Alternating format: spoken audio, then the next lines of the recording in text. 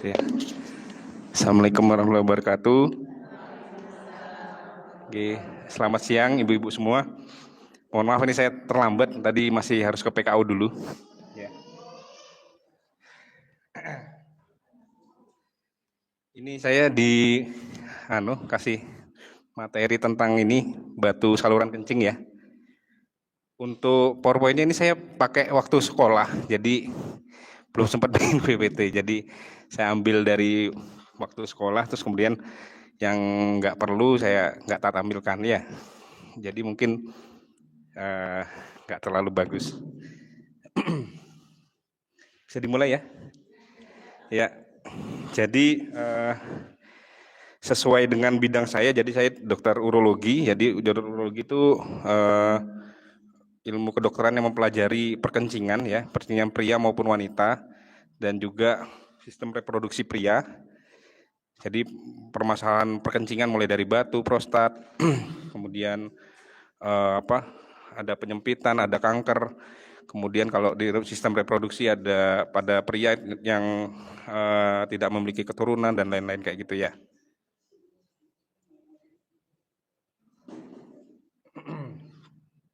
Ya, jadi ini tak jelaskan sedikit. Jadi etiologinya dari batu itu, batu saluran kencing itu terjadi pada 1-20% penduduk, ya. Jadi cukup lumayan banyak. Itu tergantung dari geografisnya, kemudian dietnya dan genetiknya ya. Jadi batu itu dibagi secara etiologi jadi 4, ya. Ada batu infeksi Bu, ya, batu infeksi, batu non infeksi, batu genetik, sama batu penyebab karena obat-obatan. Ya, ini batu infeksi itu contohnya ini ada kalsium, ada asam urat. Kalau non infeksi, kalau infeksi ada magnesium, fosfat, karbosium, itu jenisnya ya. Jadi kalau di urologi itu habis operasi batu yang sudah diambil, dilakukan pemeriksaan, analisa batu, kemudian nanti bisa muncul hasil-hasil ini ya. Intinya ada 4 ini. Nah ini komposisi batu tuh banyak. Jadi tak singkat aja. Jadi paling banyak itu diantara semua batu ini, yang paling sering tak jelaskan ke pasien itu batu asam urat sama batu kalsium ya. Jadi makanan-makanan yang mengandung asam urat atau mengandung kalsium itu resiko terjadi pembentukan batu ya. Lainnya ini banyak banget ya, sistin, santin dan lain-lain ini ya. Nggak usah ini ya, yang tak singkat aja, yang umum aja ya. Iya, ini saluran perkemihan tahu ya. Jadi saluran perkemihan itu dari ginjal, terus saluran kencing itu ya, di ginjal kan ada saluran kencing, kemudian kandung kemih, kemudian keluar ya. Nah, terjadinya ya di situ, kalau nggak di ginjal, di saluran kencing ureter, atau di kandung kemih, buli-buli, atau di uretra. Ya. Ini faktor risiko batu. Ini banyak juga Bu. Ya, cuman gini, paling gampang itu tak bayangin kalau batu itu seperti pipa atau selokan, ya, yang dilewatin air, ya. Jadi kan sistem perkencingan kita kan kayak gitu, saluran pipa, ya. Jadi kalau terjadinya batu, yang paling mungkin karena 3 hal, ya. Pertama, alirannya nggak kenceng, ya. Berarti harus ditangani dengan minum yang banyak, ya toh. Kalau alirannya lambat, berarti kan otomatis endapan pasti di air tuh nggak mungkin air kencing kita murni jernih, nggak ada kerikil. Pasti kan kita makan itu ada asam uratnya, ada ininya atau sedikit. Nah, kalau dia nanti alirannya lambat kan dia numpuk jadi batu. Ya, yang kedua berarti saluran pipa itu kalau kerikilnya banyak, ya, pasirnya banyak, berarti makannya terlalu berlebih, ya, asam urat kalsiumnya berlebih, akhirnya walaupun alirannya deras tapi ininya banyak, bisa terjadi batu juga. Yang ketiga faktor batu-batu ini bisa kayak ibaratnya kayak semen. Semen itu kan kalau mengeras, kalau ada Ada yang nyatuin ya, semen sama pasir tuh kalau jadi keras itu kan ada nyatuin. Nah, faktor itu yang bisa membuat jadi batu. Contohnya kondisi urinnya itu terlalu asam. Berarti ya intinya kurang minum air putih juga bisa kayak gitu.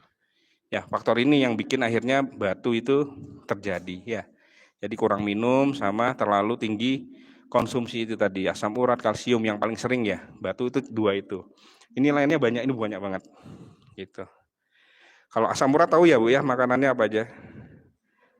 Kayak jeroan. Kalau saya ngapalinnya jas buket ya. J-nya jeroan, A-nya alkohol, S-nya sarden, santen, B-nya bebek, B-nya itu bandeng, U-nya unggas, bebek, terus burung dara, ayam itu ya. A-nya. Iya kan unggas Bu. Iya. Boleh tapi jangan terlalu banyak. Itu tadi analoginya tak bilang kayak selokan itu tadi. Kalau semakin pasirnya banyak, ya semakin terjadi batu. Namanya gitu ya. Kalau, apa? Jas buket ngapalinnya, jas buket. Jas buket. B-U-K-A-K-E-T. Saya ngapalinnya gitu. Jembatan keledainya. Ya. Ya, B-nya kan B-nya itu bandeng ya. U-nya unggas, K-nya kacang-kacangan, E-nya itu emping, T-nya tape. Tambah seafood ya, seafood juga. Iya, tapi itu asam uratnya tinggi, Bu. Iya, itu ya. P. Ya, jas ya, jas ya. J jeroan. A-nya alkohol. S-nya santen. Sarden, Bu. Alkohol. Iya. Jeroan, alkohol. Santen, sarden. Terus apa itu? B-nya tadi bandeng. Ya, terus unggas, kacang-kacangan, emping. Unggas, kacang-kacangan. Kacang-kacangan. Iya, Bu, yang enak. Oh, boleh tapi jangan berlebih. Iya. Boleh, Bu. Itu tadi saya bayangkan kayak pipa. Bu, boleh, cuman jangan berlebihan. Ya, kan ada kadar asam urat pasti. Pasti kan kita ada asam uratnya, cuma jangan berlebihan itu loh, Bu. Ya.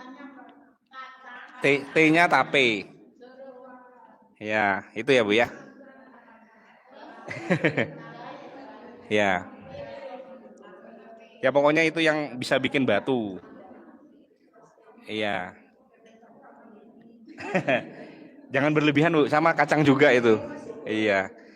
Ya itu tadi saya bayangkan kayak air got tadi. Kalau dia pasirnya semakin banyak, berarti resiko batunya semakin tinggi.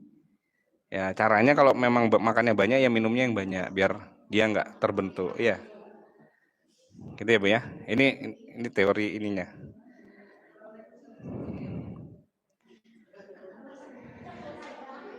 Ya. Sebetulnya ya kalau batu ini langsung pemeriksaan ininya ya. Jadi sebelum itu untuk mengetahui batu itu biasanya keluhannya ya waktu kalau ada batu itu pertama kalau dia batu ginjal nyeri ya kan, nyeri pinggang. Jadi kalau ada nyeri pinggang Bu, waspada ya, takutnya ada batu ginjal atau batu di salurannya itu, saluran kencingnya. Ya, terus kemudian ada kencingnya merah ya. Kalau batunya bisa besar terus dia melukai ginjalnya atau saluran ureternya tadi, ya bisa bikin luka atau kandung kemihnya. Gitu. Kayak kemarin saya operasi 2 pasien itu batunya besar sekali segini. Ya sudah 1 tahun katanya sudah keluhan itu. Ya, besar sekali itu Bu. Ya untungnya kan batu di kandung kemih itu. Resikonya batu di kandung kemih itu karena batu itu kan nggak mulus ya, ada lancip-lancipnya. Kalau dia ngelukain terus kandung kemihnya bisa jadi tumor. Bahayanya di situ. Tapi untungnya nggak kayaknya kemarin ya. Itu jadi keluhannya nyeri pinggang, kencingnya merah, kencingnya kadang keruh. Nah, itu harus diwaspadai. Ya, kencing. Ya, jadi gini ada bagus nih Bu. Jadi ini sudah di akhir ya. Jadi ada penelitian baru itu bahwa minum kopi itu mencegah terjadinya resiko batu. Minum kopi ya Bu, bagus. Tapi minum kopi yang kopi hitam ya Bu ya. Maksudnya kopi yang nggak ada campuran creamernya, iya. Jadi ada penelitian. Makanya di negara, ya, kalau pahit atau enggak tergantung Ibu ada kencing manis enggak. Ya, tapi kalau bisa kok enggak tanpa gula. Tapi kalau mau manis-manis sedikit enggak apa-apa. Karena kan tadi dengan kopi kan jadi sering kencing. Otomatis batunya jadi enggak mungkin terjadi. Itu makanya di orang-orang Eropa itu minum kopi itu sehari bisa sampai 6 kali, 5-6 kali. Ya, kopi. Ya, kalau saya minum sehari 3 kali. Boleh, kecuali punya emah ya Bu ya. Ada emah, ada darah tinggi ya jangan. Karena kalau emah kan sakit lambungnya. Kalau darah tinggi, darahnya makin tinggi. Kalau nggak ada itu sih aman. Asam lambung. Nggak. Boleh ya, konsulkan ke dokter penyakit dalam, ditanyakan boleh nggak, aman. Ya, jangan banyak-banyak sih Bu, gitu. Ya. Itu ya, kalau kopi bagus memang untuk menurunkan resiko batu. Ya, tanpa gula. Gitu ya. Keluhannya itu Bu, nyeri pinggang, nyeri kencingnya merah, kencingnya kadang keruh. Ya, keruh itu berarti kemungkinan ada batu infeksi tadi itu. Terus kencingnya keluar batu atau kencingnya pasir itu berarti resiko. Ya, resiko ada kemungkinan batu. Terus mungkin dulu riwayat keluarganya ada yang pernah batu, bisa jadi resiko batu juga. Kayak gitu itu ininya dari keluhan-keluhannya kayak gitu biasanya, ya. Terus dari pemeriksaannya biasanya nanti kalau diketok sini pinggangnya sakit sekali. Pinggang, nyeri pinggang. Ya kalau batunya di ginjal atau di saluran setelah ginjal itu, ureter itu. Kalau di kandung kemih ditekan sini sakit kalau gede. Bahkan bisa keraba dia. Kalau di salurannya, kalau di pria di alat kelaminnya itu keraba banget kalau ada batu di situ. Itu kalau batu ininya ya kalau dari pemeriksaannya. Nah ini kalau pemeriksaan penunjangnya ini yang paling gampang USG. Kemudian sama CT scan ya. Gitu sih. Jadi kalau udah ada keluhan gitu Bu, langsung kontrol ke dokter, terus nanti pemeriksaan.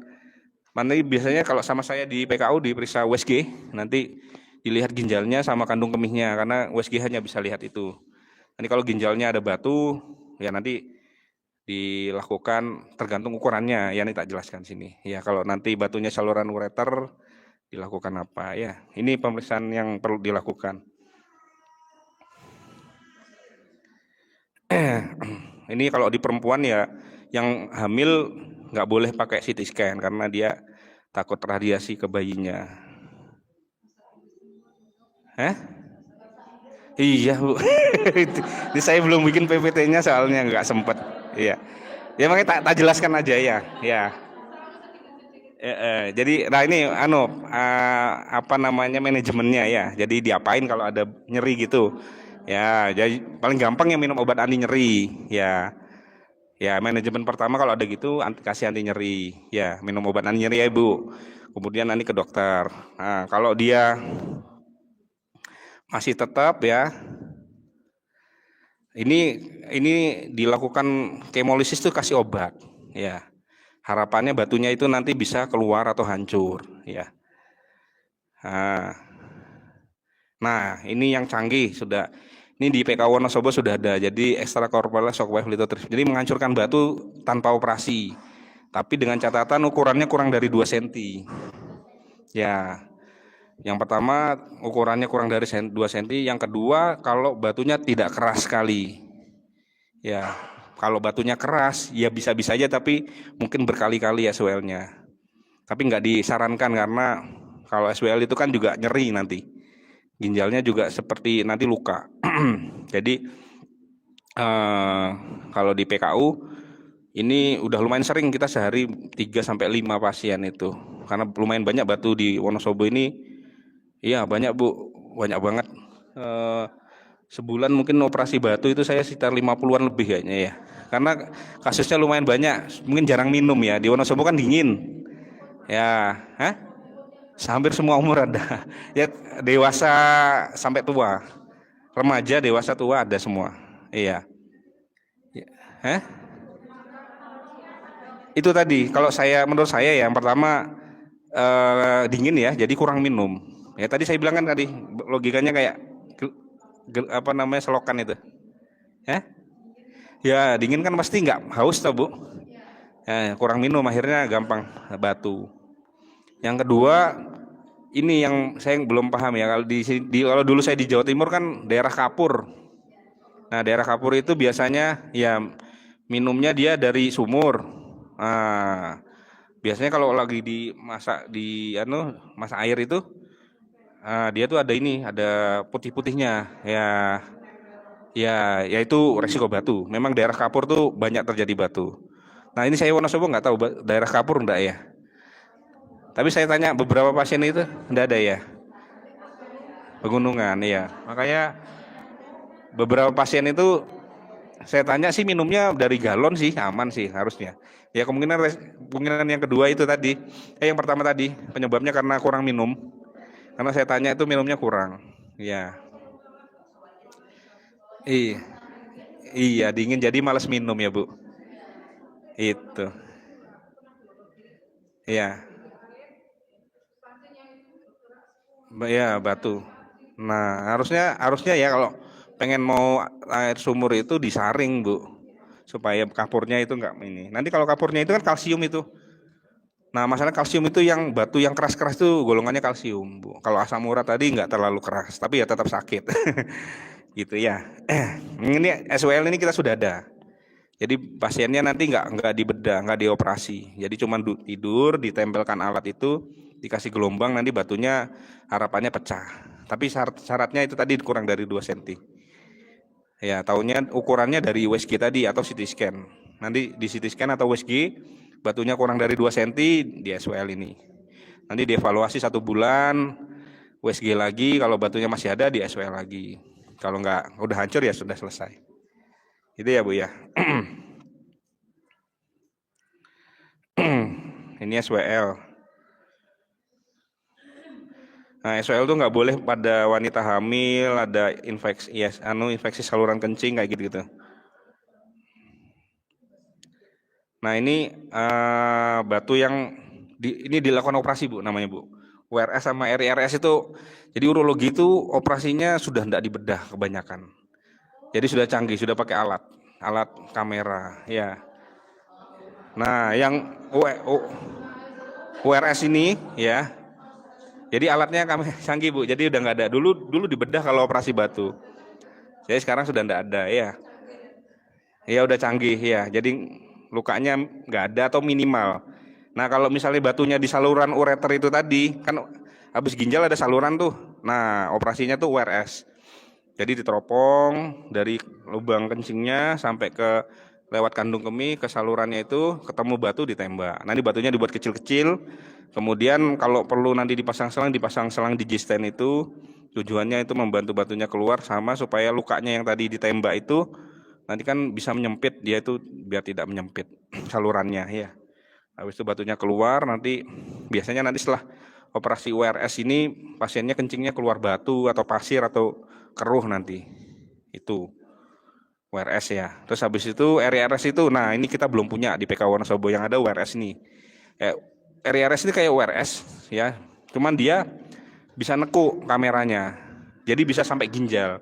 Kalau yang URS ini cuma lewat di saluran aja, ya terus nanti ya dia kaku soalnya, jadi nggak bisa nekuk. Kalau ini kan karena ginjal di samping, dia berarti cuma gini, nggak bisa ke sini. Nah dia bisa nekuk gini. Ini lebih canggih lagi, pakai laser dia. Nah belum ada ini. Nanti mau diadakan rencananya tahun ini atau tahun depan, tahun 2005 atau 2006, 2026. Ya ini canggih soalnya. Ya, jadi operasi batu ginjal tanpa luka sama sekali. Batunya dibuat kayak pasir, nanti kalau sudah jadi kecil-kecil seperti debu itu nanti disedot. Kalau BPJS gratis Bu. Iya, kalau BPJS gratis. Iya, kalau BPJS sama, saya nggak pernah operasi, selalu tak bilang pasien kalau pasien umum ya, tak suruh pakai BPJS saja. Sama. Nah, kalau operasi urologi karena canggih pasti mahal Bu kalau umum ya. Karena pakai alat-alatnya lebih canggih, karena nggak ada lukanya ya. Itu ya Bu ya. Kalau RIRS ini untuk batu yang di ginjal. Yang di ginjal yang ukurannya lebih disarankan kurang dari 2 cm. Sama kayak SWL tadi, ya. Lebih dari 2 cm ya bisa, semakin besar batu ya semakin lama operasi. Itu aja, ada kemungkinan operasinya sampai 2 kali. Nah, ini kalau batunya besar, Bu, di ginjal, dilakukan PCNL, ditusuk, Bu, ibarat gampangannya. Intinya kan kita batu itu gimana caranya biar keluar. Ya, yang pertama tadi pakai gelombang, dipecah kecil-kecil, nanti dia keluar lewat kencing. Yang kemudian yang kedua tadi kasih obat ya kan. Nah, terus ini yang operasi tadi ada yang nggak ada lukanya, ini ada lukanya. Kalau batunya gede soalnya dulu kalau operasi batu ginjal itu dibedah perutnya sampai 10 cm mungkin ya.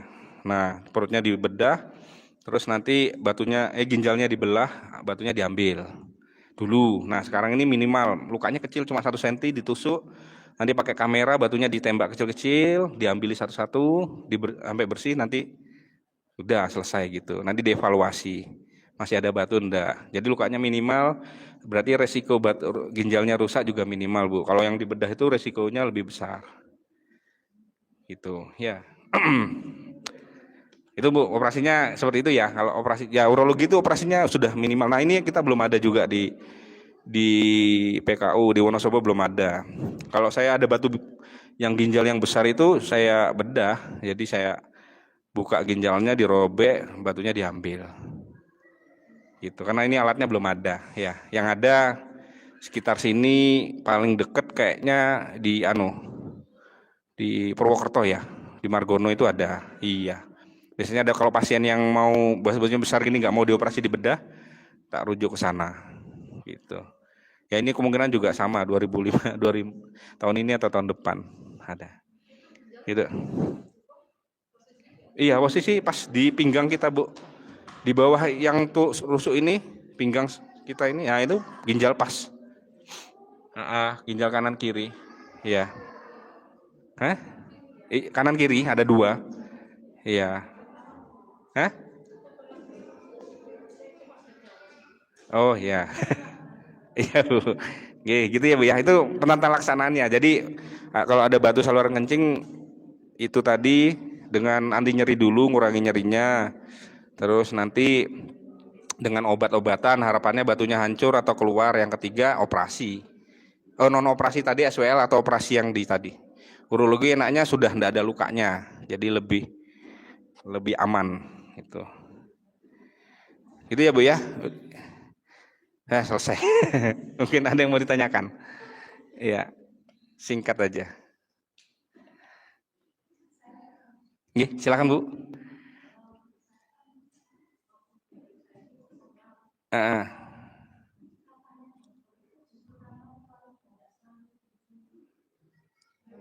Itu tadi kacang-kacangan kan masuk situ, Bu. Melinjo, ya toh, emping melinjo itu kan enggak. Sayur hijau. Ya, iya. Hmm. Hmm.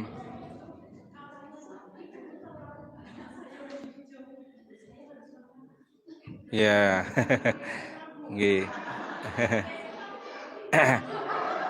Iya. Jadi Bu, sayur hijau itu kan kadang-kadang ya ada asam uratnya ya, tapi ya nggak banyak ya.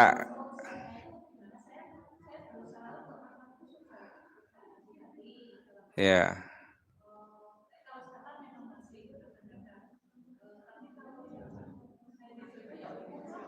Ya. Ya.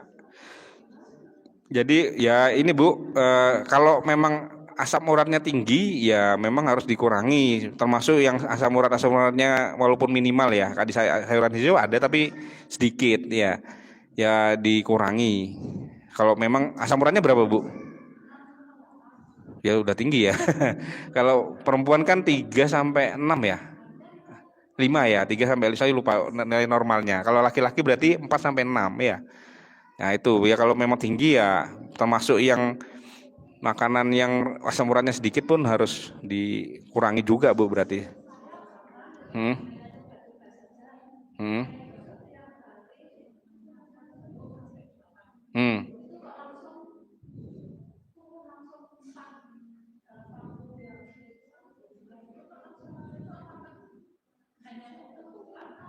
Hmm. Nah, ibu pas makan jeruk juga minum obat asam urat juga enggak? Makan jeruk itu sambil minum obat asam urat juga atau ngurangi makanan asam urat? Enggak ya? Ya, kalau jeruk saya belum pernah tahu ya Bu ya kalau bisa nurunkan asam urat. Mungkin bisa ya mungkin, tapi saya belum pernah baca. Ya mungkin nanti kalau ada ini ya. Tapi mungkin ibunya sudah diet asam urat jadi waktu pemeriksaannya sudah lama, diperiksa yang baru ya turun jadinya. Mungkin ya, jadi ya ibu sudah diet ya. Kalau jeruk menurunkan asam urat bisa jadi sih saya, tapi saya belum pernah baca. Ya nanti saya cari infonya ya.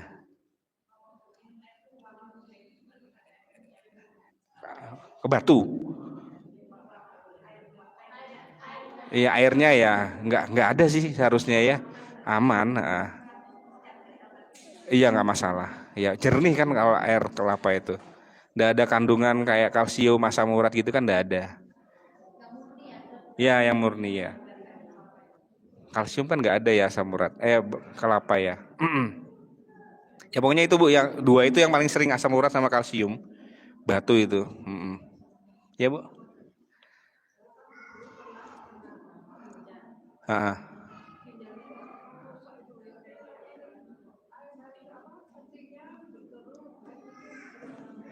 ah,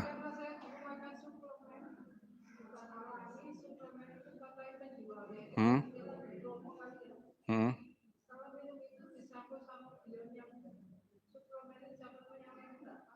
hmm,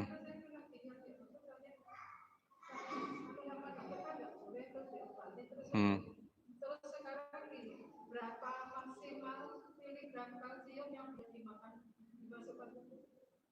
Kalsiumnya.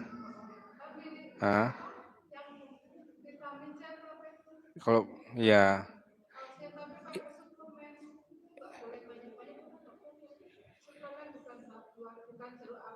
ah,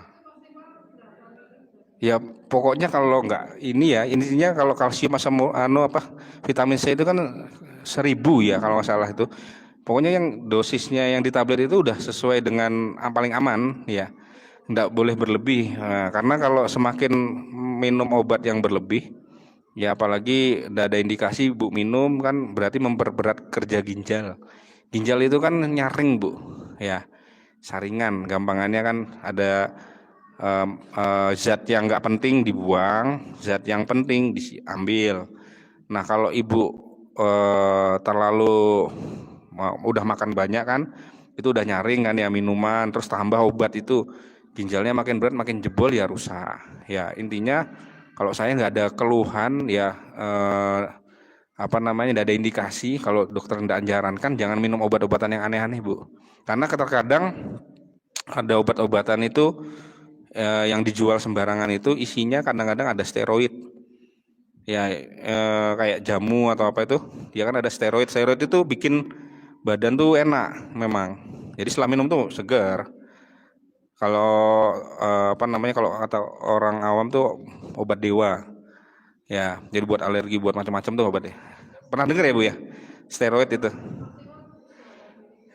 kalau setahu sehingga saya pertama saya 1.000 ya Bu ya kalau kalsium saya kurang paham ya kalau nggak salah tablet itu ya itu maksimal iya nah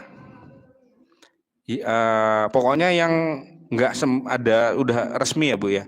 Yang ada resmi dari BPOM itu ya itu yang paling aman sudah itu kan sudah di oh yang obat-obatan yang nggak resmi kan waspada isinya ada steroid dan itunya.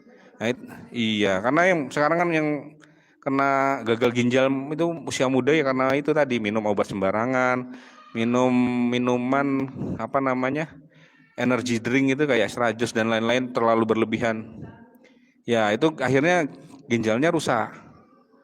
Ya, kalau saya tuh sekarang udah nggak terlalu ini. Yang paling sering saya minum cuma air putih sama kopi. Udah itu aja, sama teh ya. Gimana? Ya, saya tetap senang manis tapi pakai itu apa Tropicana itu, Bu. Yang sasetan ya biar nggak kencing manis. Itu ya, yang paling aman ya. Karena kopi kan bagus untuk jantung, ya kerja jantung bagus. Terus kemudian untuk tadi mencegah resiko batu. Ya, cuman kalau untuk ada yang asam lambung, mah itu tadi ada darah tinggi ya jangan. Jangan berlebih maksudnya, ya. Gitu. Kalau dosisnya tadi itu Bu ya, saya kalau kalsium kurang begitu paham. Tapi kalau vitamin C kurang lebih segitu. Iya, gitu. Oke. Iya. Iya, monggo, Bu.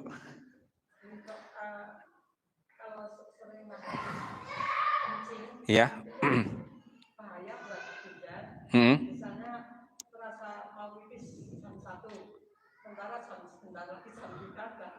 Ah. Ya bahaya Bu. Ya, jadi ini Bu. Iya ya. Jadi kalau Ibu nahan kencing, kencing itu kan zat sisa ya. Berarti ada bakteri, ada zat-zat yang jelek. Yang resiko jangka pendeknya itu infeksi. Ya, makanya kalau sering nahan kencing, resiko infeksi saluran kencingnya besar. Jangka panjangnya bisa terjadi batu. Ya, walaupun kecil tapi sangat mungkin kayak tadi logikanya kan got tadi alirannya nggak kencang ditahan ya kan resiko jadi batu tadi. Yang ya nanti kalau ada batunya nyumbat, terus ginjalnya kan tetap produksi kencing numpuk jadi ginjalnya rusak lama-lama gitu. Iya Kak. Ya kalau bisa sebisa mungkin ya kencing kalau udah kebelet undang dikencingkan aja. Nggih. Ya. Kulkas. Air dingin, Bu. Ya, kalau ini ya, kalau sebetulnya air dingin atau air hangat sama. Karena nanti setelah masuk lambung ya netral dia, Bu. Ya, nggak ada yang teorinya minum air es jadi serangan jantung. Saya saya dulu pernah tanya kalau saya ke teman saya dokter jantung, kayaknya nggak ada masalah. Karena nanti setelah minum itu kan ke lambung semua jadi netral. Cuman kan bikin lega aja, ya kan air hangat lega, air dingin sama lega, tergantung senangnya yang mana kan, ya gitu. Kalau nanti kalau masuk lambung sama Bu, makanya tuh saya dulu pernah nanya, enggak ada masalah minum air es, ya. Ibu udah, ya. Ibu enggak, iya.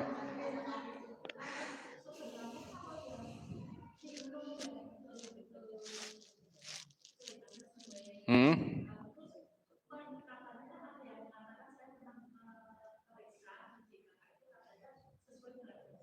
Hmm. Ya, ya memang harusnya sesuai berat badan Bu ya. Tapi paling gampangan, paling hafalnya paling gampang ya 2 sampai 3 liter per hari. Ya ya paling aman 2 liter Bu. Nah, kan kalau berat badan harus ngitung nanti. Sebenarnya 1 cc per kilogram berat badan ya. Kalau berat badannya Ibu misalnya 50, berarti kebutuhan cairannya per jam itu kurang lebih 50 cc sampai 200 cc, 100 cc. Kan ribet ngitungnya awalnya 2 liter. Ya dikalikan 24 jam. Ya, air paling gampang 2 liter per hari. Rata-rata segitu. Ya. Iya.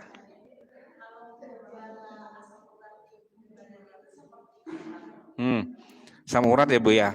Paling sering kan apa ya? Asam urat kan di persendian ya. Nyeri sendi, nyeri lutut, badan gak enak semua. Nyeri pokoknya. Ya, ibunya kayaknya pernah. Iya Bu. Mungkin kalau sudah sampai nemen, sampai kaku, iya. Hmm? Bisa Bu. Kalau sudah nemen asam urat, kandungan asam uratnya tinggi bisa. Gitu. Hmm. Hmm. Bisa juga. Kencing manis kan juga sama. Kencing manis juga kesemutan juga. Karena kan sarafnya ini tidak dapat gula. Iya, gitu. Iya, iya. 2 liter Bu sehari. Iya. Iya, jangan air putih Bu, air putih. Iya. Itu tadi. Iya. Nah. Nanti ya gampangnya gini Bu. Apanya? banyak air tehnya, ya. Ya bayangnya kayak tadi Bu, ginjal kan saringan. Nah, kalau saringannya nyaring air yang jernih kan lebih lama rusaknya dibanding yang airnya anu. Iya. Ya boleh tapi jangan banyak-banyak. Iya, pola minumnya Bu dirubah. Oke. Iya Bu. Iya. Nah, nah, ya bagus. Ini sering yang ditanyakan nih. Jadi gini Bu, pasti ya apapun yang kita minum obat-obatan atau makanan kan ngefek ke ginjal. Tapi kalau ibu ndak ada darah tinggi nih misalnya, nggak minum obat darah tinggi justru malah merusak ginjal. Karena kenapa? Karena kan kalau darah tinggi tekanannya tinggi tuh, berarti ginjal itu kan juga nerima darah dari itu ya, dari menerima darah kan ya. Kalau dia tekanannya tinggi kan yang neken ginjal semakin tinggi, semakin cepat rusak. Ya, lebih lebih kita lebih milih anu apa lebih mending minum obat karena dengan minum obat ya ginjalnya lebih lama rusaknya itu tadi walaupun nanti ya ada efeknya tapi nggak banyak. Iya, nggak masalah. Iya, karena kita mikirkan lebih lebih utama itu tadi kalau nggak di ginjalnya nggak apa tekanan darah nggak diturunkan ginjalnya kerjanya lebih berat gitu. Tekanan darah. Ya, kalau pertama Bu ya, eh tekanan darah itu kan tinggi karena gampangnya kan darah itu kan kayak pipa juga Bu ya. Nah, kalau dia kaku ya, berarti tekanannya dia tinggi. Ya, itu karena faktor usia atau dia karena apa namanya ada kolesterol tinggi, akhirnya ada gumpalan nyumbat itu, jadi tekanannya tinggi. Kemudian kalau dia ini apa volumenya banyak, ya volume darahnya atau ada air di dalam pembuluh darah itu banyak. Biasanya karena apa? Karena volumenya banyak karena konsumsi garam berlebih ya. Kalau dia garamnya banyak di pembuluh darah, garam itu narik air Bu dari luar masuk ke pembuluh darahnya jadi banyak, akhirnya tekanannya tinggi. Itu garam ya, asin-asin Bu. Ya itu yang bikin anu darah tinggi. Yang menurunkan ya Bu ya. Yang menurunkan. Yang menurunkan kalau menurunkan, nah ini ya sebenarnya ahli penyakit dalam ya. Kalau yang saya pernah tanya itu kayak timun itu tuh bagus. Terus apa itu? Hmm, apa ya? Timun, ya paling saya tahu timun aja sih. Lainnya saya kurang paham Bu. Kalau yang untuk darah tinggi ya, itu. Ah,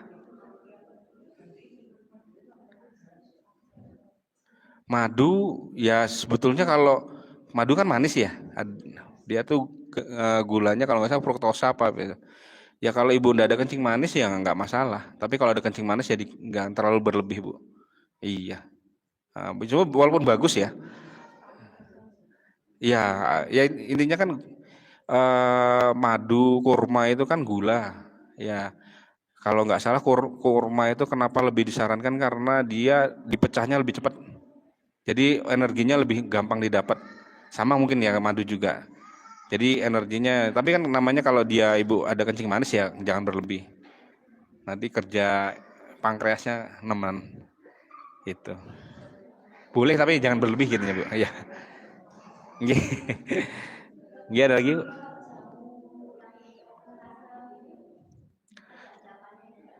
Nah, eh, makanya saya nggak nyarankan kalau nggak ada ininya apa resminya itu.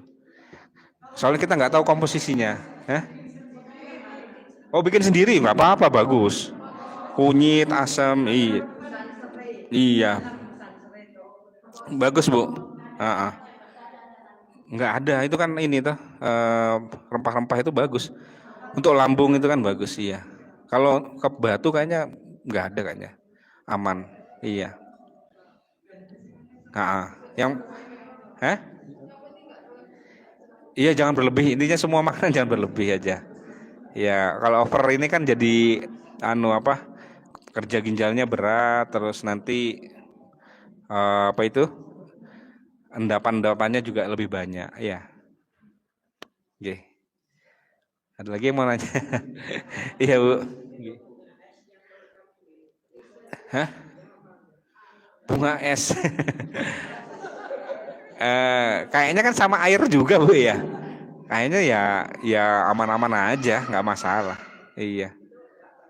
Nggak, ya kalau bahaya sih, saya belum pernah baca ya Bu ya. Kayaknya sih aman-aman aja, logikanya kan air juga. Nggak apa-apa Bu, iya. Tapi ngapain Mbak makan bunga es Bu? Eh? Iya, sebatu aja. Oh gitu, iya. Sebetulnya ya aman sih Bu, nggak pernah. Saya pernah baca yang soal kayak gitu, kayaknya nggak ada ini, aman, nggak ada masalah. Kan sama-sama air juga Bu. Iya, itu kan air, saya apa namanya? Yang apa namanya suhunya itu kan jadi beku itu. Iya. Enggak. Iya. Oke. Ada yang tanyakan lagi? Oke. Monggo, ada yang mau tanya? Ya, halo. Eh, Halo, ya. Oh, ada yang nanya lagi? Ya. Air kencingnya berbusa. Ya. Jadi air kencing berbusa ini tergantung ya Bu ya. Bisa normal aja air kencing berbusa. Kecuali ada keluhan misalnya kayak tadi ada batunya, ada keruhnya, mereka kan curiga ada infeksi. Nah, itu makanya dicek dulu nanti kencingnya. Pemeriksaan urinalisa, nanti di USG dan lain-lain itu. Selama kencing tidak ada keluhan-keluhan kayak itu, kayaknya aman-aman aja. Normal Mas ya. Iya. Tapi ya.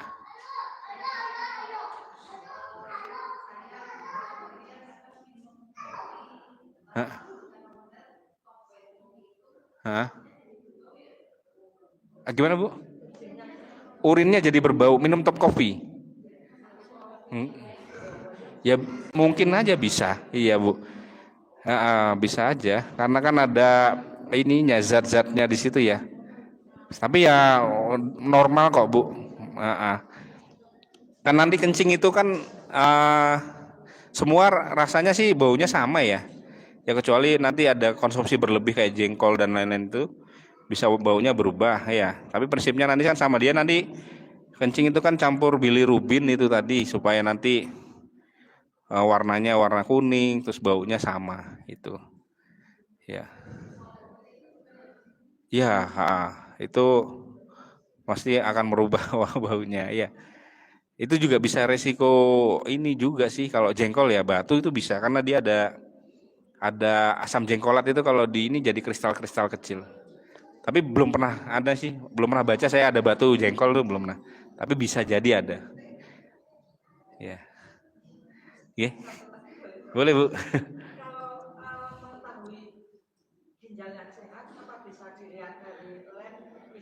Ya.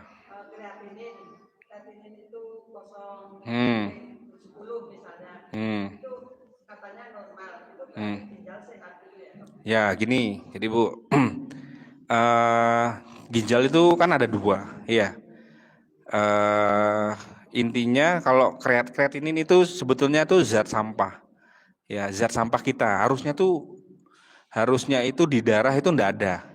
Kan kita kreatinin itu diambil dari hasil darah, nah, ya. Diambil darah kita, kreatininnya misalnya 0, sekian. Oh, berarti kan sedikit. Berarti zatnya nggak ada, dibuang sama ginjal. Berarti kan logikanya gitu. Berarti ginjalnya bagus. Ya makanya kreatininnya rendah. Berarti, tapi kalau kreatininnya tinggi, 5 misalnya diambil darah 5, berarti ginjalnya jelek. Ya, ginjalnya jelek kerjanya nih. Nah, yang mana yang jelek? Nggak tahu kita. Ya, dua. Karena kalau ginjalnya ada dua nih, sama-sama ada dua ya. Yang mana yang jelek ya? Eh, Kemungkinan dua-duanya ya. Karena kalau ginjalnya kreatininnya tinggi ya, apa namanya apa namanya, dia itu misalnya ada yang jelek satu ya, ginjal tuh harusnya saling membantu ya. Misalnya ini jelek ya, ini bagus, nah nanti kreatininnya tuh pasti tetap akan bagus gitu ya. Jadi sing ini nggak bisa membantu nyaring kreatinin, sing kanan yang bantu. Makanya kalau dia kreatininnya jelek, udah dipastikan dua-duanya jelek. Sorry kebalik ya. Jadi kalau yang itu tadi ya Bu ya. Nah kalau yang bagus itu belum tentu dua-duanya bagus. Nah karena bisa jadi yang satunya ada yang jelek dibantu sama yang sebelahnya. Itu kerja ginjal makanya gitu. Nah yang lebih akurat sebetulnya ada pemeriksaan namanya renogram Bu. Renogram itu pakai radionuklir, dia periksa ginjalnya dua-duanya bagus. Harusnya normalnya 50% 50% fungsi ginjal. Tadi sama-sama normal. Kadang-kadang ya kalau ada yang bermasalah ini 30 nih 70. Ini 60 nih 40. Ini 20 nih 80. Pokoknya intinya 100 harusnya. Karena dua-duanya harus sama-sama anu. Nah. Iya, kalau yang paling gampang ya kreatinin itu Bu, ureum kreatinin. Kalau ureum kreatininnya tinggi berarti kan zat sampahnya nggak kebuang. Berarti dua-dua ginjalnya ini nggak benar berarti ya dah. Harusnya itu dia dibuang tapi di darah masih ada. Nah, masih bagus, aman. Berarti kan iya itu zat sampahnya nggak ada di darah toh. Berarti sudah dibuang sama ginjalnya. Berarti fungsi ginjalnya bagus.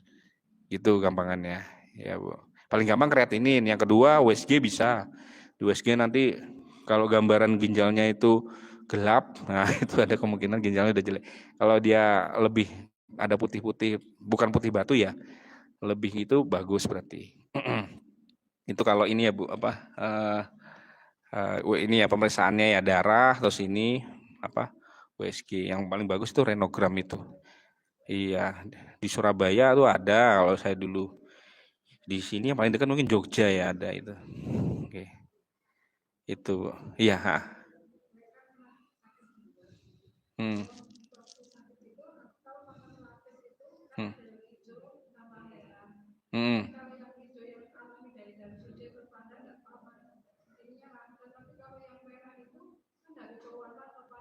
Hmm. Hmm. Hmm. Hmm. Udah enggak? Oke, harusnya ya Bu ya. Harusnya sih nggak masalah Bu. Harusnya ya, walaupun pewarna. Kalau ginjalnya nggak ada masalah, nggak ada batu, nggak ada infeksi. Logikanya sih nggak ini ya, bukan karena ininya kayaknya pewarnanya. Ya, soalnya kalau mungkin waktu itu ada batu, Bu, ada infeksi yang Ibu nggak tahu, bisa jadi ada batu saluran kencing, ada infeksi di ginjal, bisa. Ibu, hmm. Kalau kalau sebenarnya gini, Ibu bukan bagus ini ya. Jadi kalau semakin gelap itu untuk menentukan Ibu kurang minum apa enggak. Ya. Nah, karena buah zakarnya tinggal satu yang menghasilkan spermanya itu cuma tinggal satu aja pabriknya ya. Nah yang ketiga yang paling bahaya resiko terjadi kanker Bu, karena dia letaknya ada di buah zakar. Jadi makanya kanker testis itu mesti ada riwayat dulu pernah itu tidak diturunkan. Makanya kalau sudah sejak dini udah ini segera langsung dilakukan operasi, karena semakin dewasa semakin meningkatkan resiko kanker itu tadi. 98 FM Purnama Sidi Wonosobo, mencerahkan, inspiratif.